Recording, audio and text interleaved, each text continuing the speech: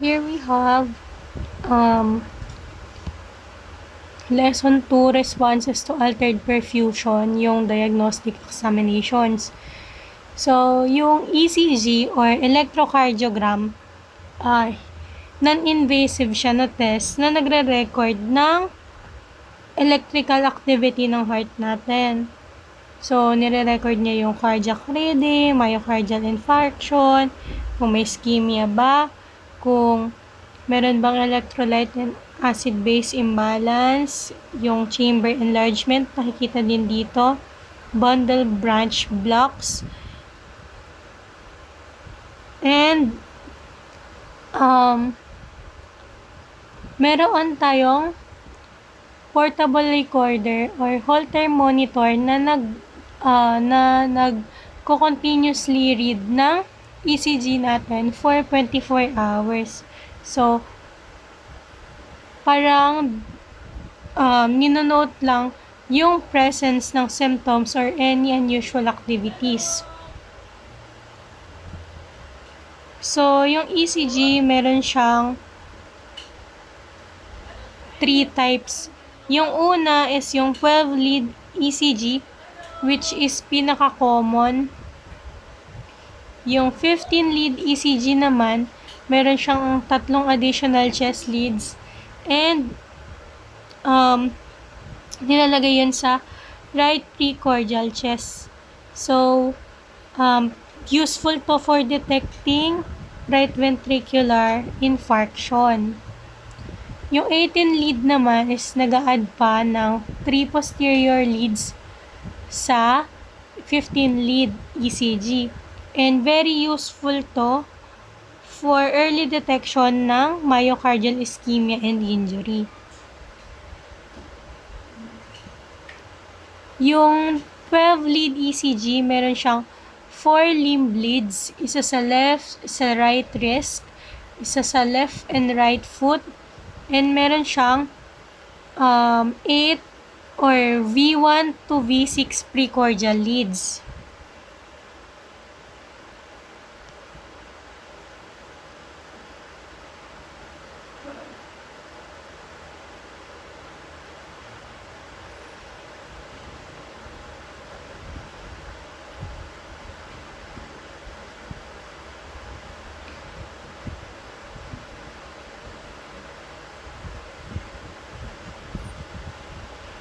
So, dito naman, we have ECG waveform.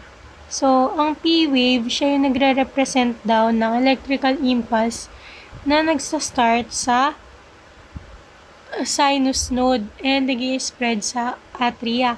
So, ibig sabihin nun, nire-represent daw ng P wave yung atrial depolarization. So, normally, less than 2.5 mm siya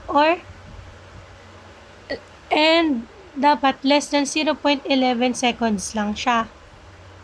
Yung QRX complex naman, yun naman yung ventricular muscle depolarization. Yun naman is dapat less than 0.12 seconds yung duration niya.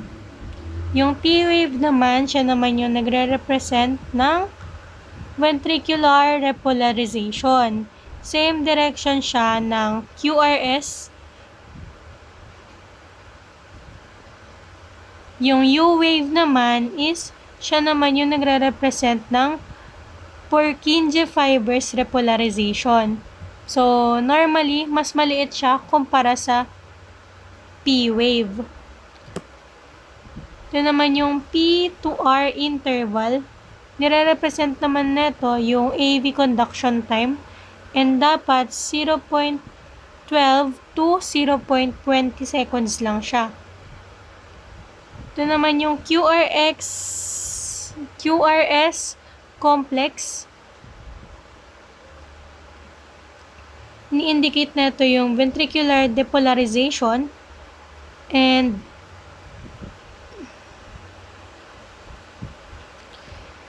mali pala to daw. Dapat QRS duration to. So, dito ini-indicate yung ventricular depolarization dapat 0.06 lang siya to 0.10 seconds. Yung ST segment naman, siya naman yung interval between ventricular depolarization and repolarization.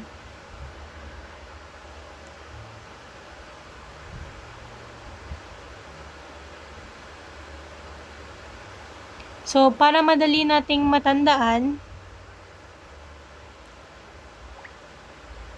P is for atria, QRS is for ventricles depolarization, T is for ventricles repolarization. Again, P is for atria, QRS is for ventricles depolarization, T is for ventricles repolarization.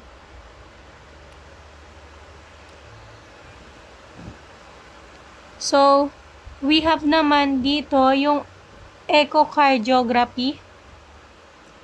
Ito naman is isang non-invasive ultrasound test para malaman natin yung size, yung shape, yung motion ng cardiac structures, and pati yung ventricular wall motion. So, kadalasang ginagamit ito para malaman kung meron bang pericardial effusion, heart murmurs, prosthetic heart valve function, chamber size, and ventricular wall motion. So, ito siya.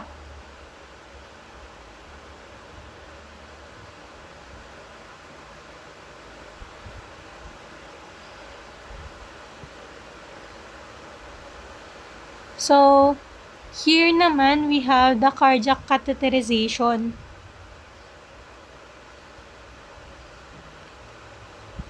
Meron palang nakalagay dito, pero wala sa slide.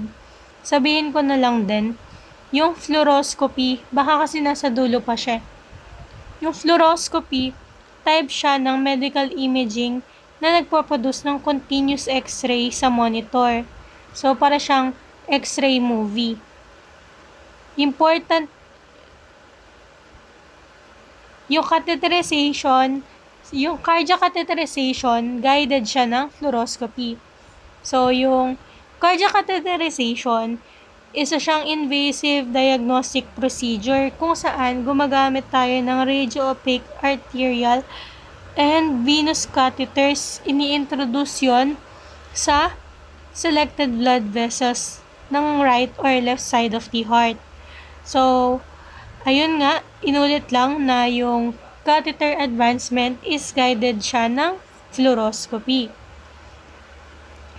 So, yung catheter is in-insert siya through the blood vessels or via a cut-down procedure if a patient has poor vascular access. So, kapag hindi pwede dun sa blood vessels, hihiwaan na lang kasi poor nga yung vascular access sa patient.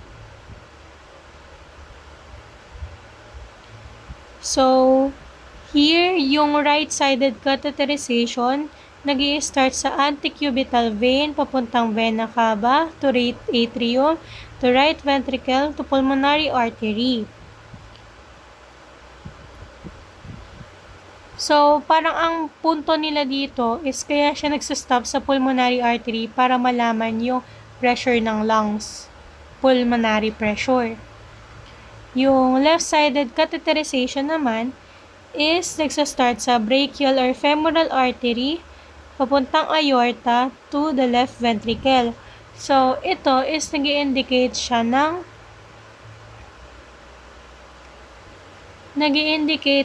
naman tong cardiac catheterization ng pressure and oxygen saturation sa 4 chambers ng heart, coronary artery disease na diagnose niya. Na-assess niya din yung coronary artery patency, na determine niya yung kung gaano kalala na ba yung atherosclerosis, and dinedetermine niya whether yung revascularization such as PTCA or CABG or coronary artery bypass surgery is beneficial ba sa patient. Yung coronary angiography, ang definition niya is visualization daw ng coronary arteries. Nag-i-inject ng radio-opaque contrast dye and nire-record yung passage ng dye. So, kapag sinabing angiography,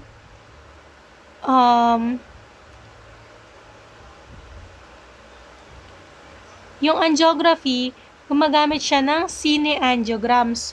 So, rapidly nag-change yung films in an intensified fluoroscopic screen. Nire-record nga yung passage ng contrast ng agent doon sa mga vascular sites. As said naman na kanina.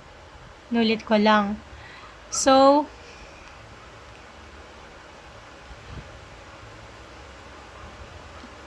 ang common sites for angiography is yung aorta, coronary arteries, right and left-sided sides of the heart. Kapag angiography, imaging siya ng blood vessels using contrast. While yung aortogram or aortography, form siya ng angiography na ina-outline yung aorta and yung major arteries. So, yung aortography, nag-i-inject nga ng radio-opaque contrast medium sa aorta para ma-visualize yung aorta, yung valve leaflets, yung major blood vessels, and para nga siyang movie film. And yung catheter is ini-introduce nga siya sa aorta using a translumbar retrograde brachial or femoral artery approach. So, ang purpose nito is para malaman natin kung merong aortic valve incompetence, aneurysm of the ascending aorta, abnormalities of the major branches of the aorta.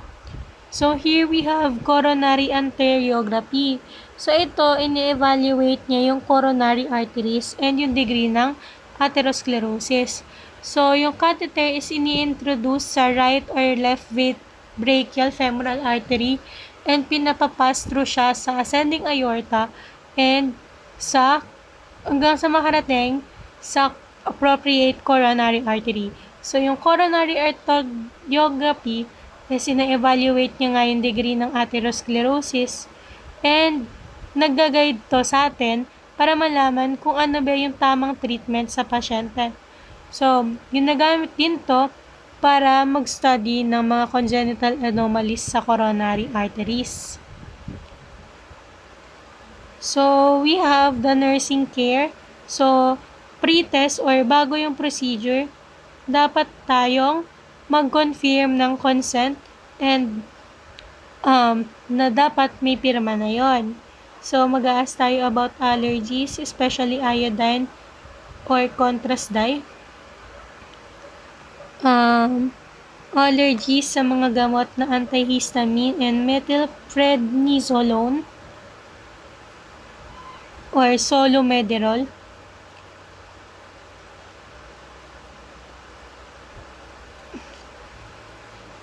Yung antihistamine pala, tsaka methylprednisolone, yung pala yung binibigay if meron kang allergy sa iodine or contrast dye. So, chine-check din natin yung hemodynamic ng patient, katulad ng BP and ECG. Nagpapa-lab test din ng BUN, creatinine, prothrombin time, and activated prothrombin time. Hematocrit, platelet count, electrolytes, levels. So, important din na mag-establish tayo ng IV line, magkaroon ng resuscitation equipment na available sa gilid lang. And dapat nakapag-fast yung patient usually for 8 to 12 hours bago mag-procedure. So, ano nga yun? NTO. So, dito, nire-reassure din natin yung patient and binibigyan natin sila ng mild sedative or moderate sedative. So, ine-explain din natin na pwede silang magkaroon ng feeling of flushing or sensation or palpitation and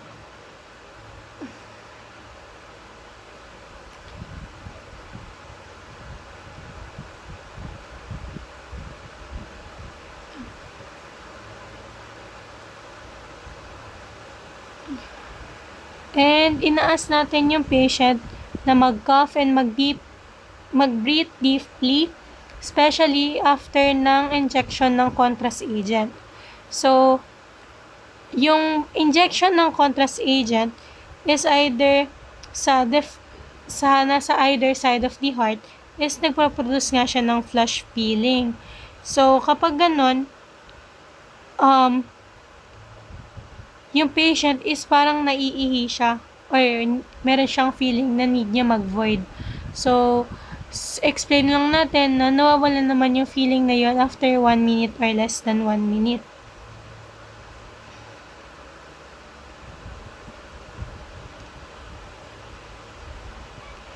So, yung pag-cough pala dito kanina, nakaka-help siya para ma-disrupt yung dysrhythmia and dapat magkaroon ng clear contrast.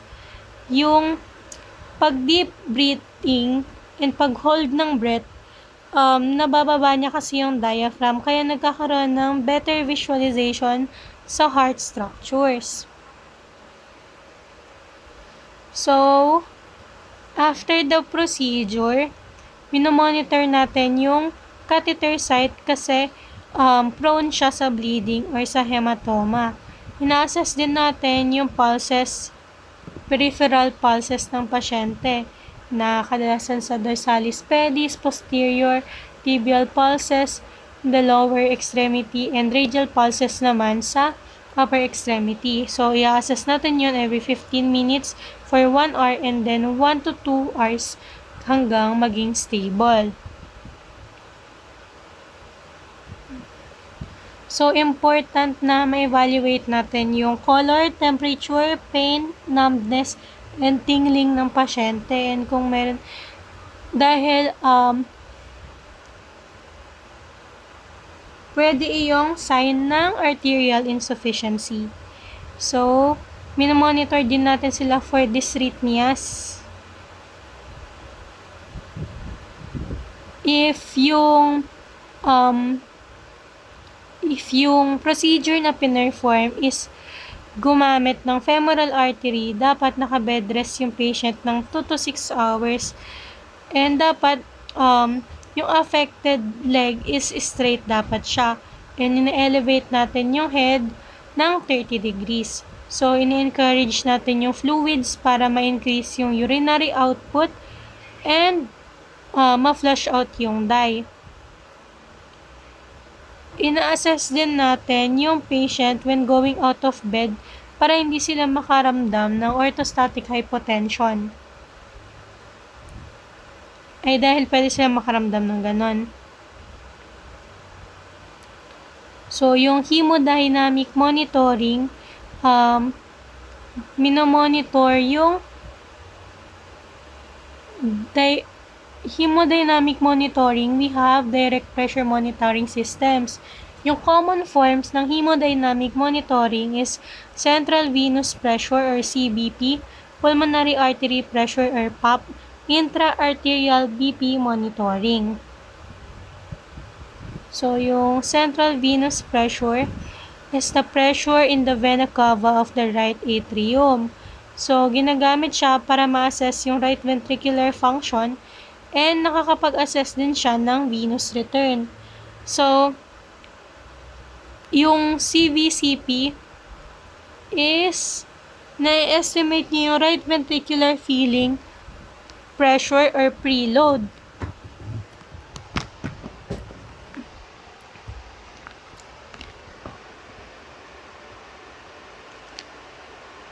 Yung CBCP can be continuously measured by connecting either catheter positioned in a vena cava or proximal port of a pulmonary artery catheter to a pressure monitoring system.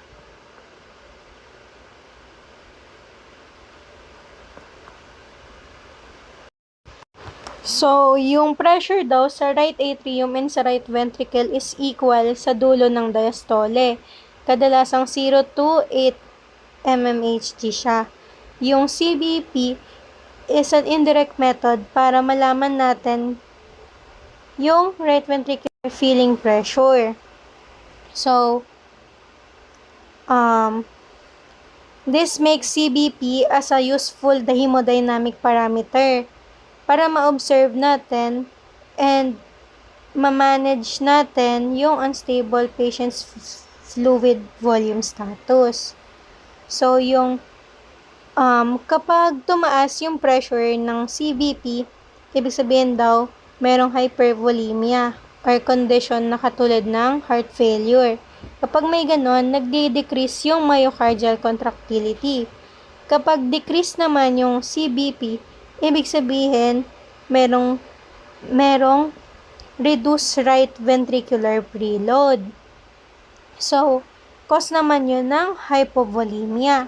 Yung CVP catheters is ginagamit sila pang-infuse ng intravenous fluids.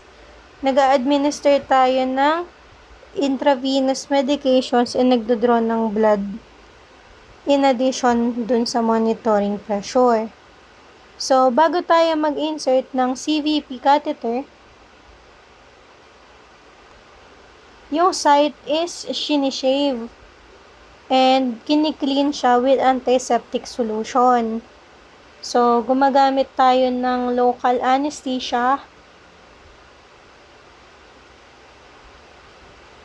and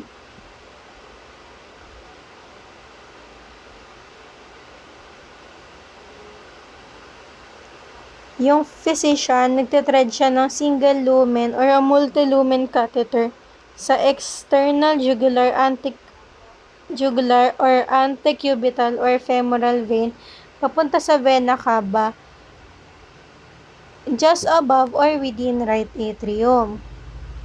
So, yung normal range nga ng CVP is 4 to 10 centimeters H2O or 2.2 to 6 mmHg. So, ang common complications ng CVP is infection and air embolism. So, kailangan natin i-secure yung dry and sterile dressing. Yung catheter placement is confirm siya through x-ray and yung site is inspected daily for infection. And yung dressing and pressure monitoring system or water manometer is changed according sa hospital policy. So, yung nursing care natin dito, dapat yung patient is relaxed. And magkikip tayo ng 0-point manometer at the level of the right atrium. So, chine-check din natin yung patency ng catheter by opening IV infusion line. So, dito, ina-allow natin yung solution na mag-run into manometer to a level of 10 to 20 centimeters above expected pressure reading. So, turn stopcock to allow solution to flow from manometer into catheter. Fluid level in manometer fluctuates in respiration. Stop ventilatory assistance during the measurement of CVP. After reading down ng CVP, return the stopcock to IV infusion position. Record CVP, reading, and position of the client.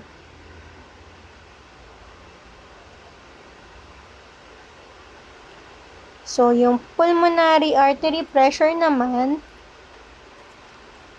is pang-assess siya ng left ventricular function. So, nagda-diagnose siya ng etiology ng shock and na-evaluate niya yung response sa interventions na katulad ng fluids and vasoactive medications. So, yung pulmonary artery pressure monitoring is na-achieve siya using a pulmonary catheter and a pressure monitoring system. So, yung balloon tip is yung balloon tip flow directed na catheter is ini-insert sa large vein papuntang vena cava. Yung large vein pala, pwede siyang subclavian, jugular, or femoral vein. So, from large vein papuntang vena cava, papuntang right atrium. And then, sa right atrium, yung balloon is ini-inflate na.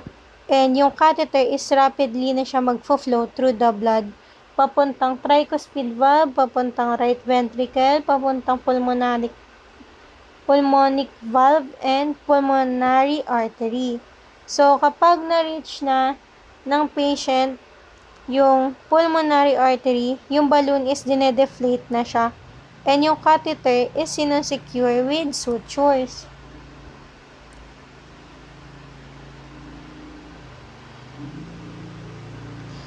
So, kapag positioned na yung catheter correctly, minimeasure niya yung CVP, right arterial pressure, pulmonary artery systolic and diastolic pressures, mean pulmonary artery pressure, and pulmonary artery wedge pressure.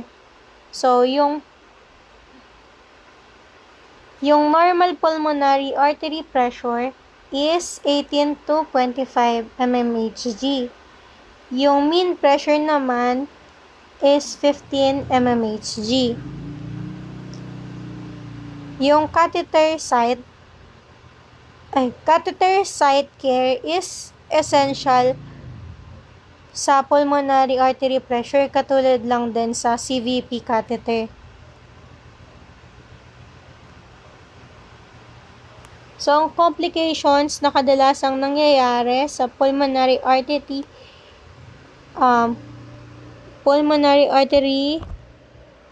monitoring is infection, pulmonary artery rupture, pulmonary thromboembolism, pulmonary infarction, catheter kinking, dysrhythmias, and air embolism.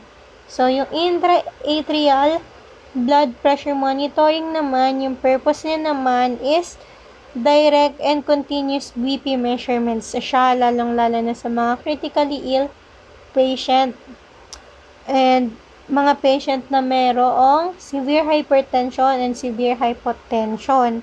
So, useful din siya sa paggawa ng ABG measurements or arterial blood gas, blood sampling, and yung common sites niya naman is yung radial, brachial, femoral, and dorsalis pedis na artery.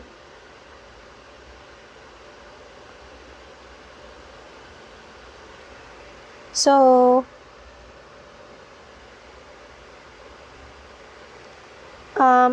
as a safety precaution,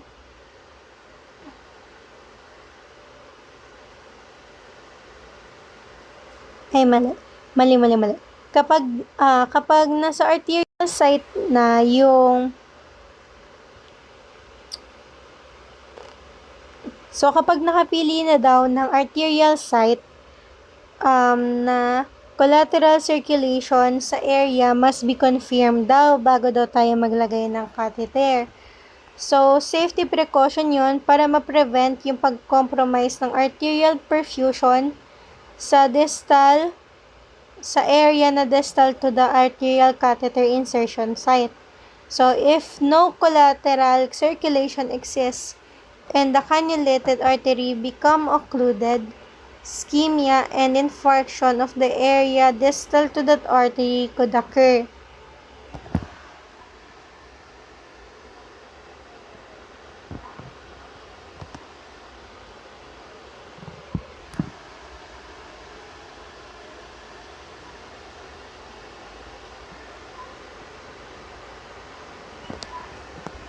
So, ayun.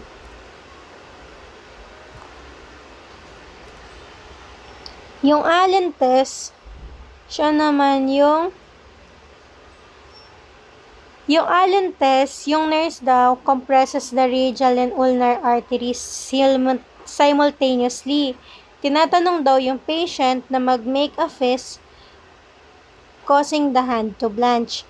So, parang alam mo yung kapag hinawakan yung pulso mo ng sabay, ganun siya. So, after the patient opens the fist, the nurse releases the pressure on the ulnar artery while maintaining the pressure on the radial artery. So,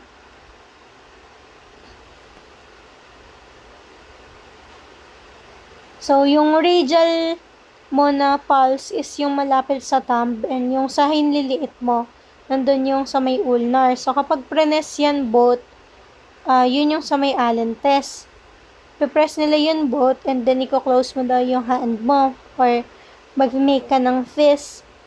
And then, pagka-open nun, i-release ng nurse yung pressure sa ulnar artery or yung malapit sa hinliliit mo while maintaining the pressure on the radial artery. So, yung hand dapat ng patient should turn pink kung ang ulnar artery is patent. And kapag hindi, edi mamumutla, di ba? So, yung site preparation daw neto and yung care niya is same lang sa mga CVP catheters. Yung transducer is attached and pressures are measured in millimeters of mercury. So, complications include local obstruction with distal ischemia, external hemorrhage, massive ecchymosis, dissection, air embolism, blood loss, pain, arteriosbasal, and infection.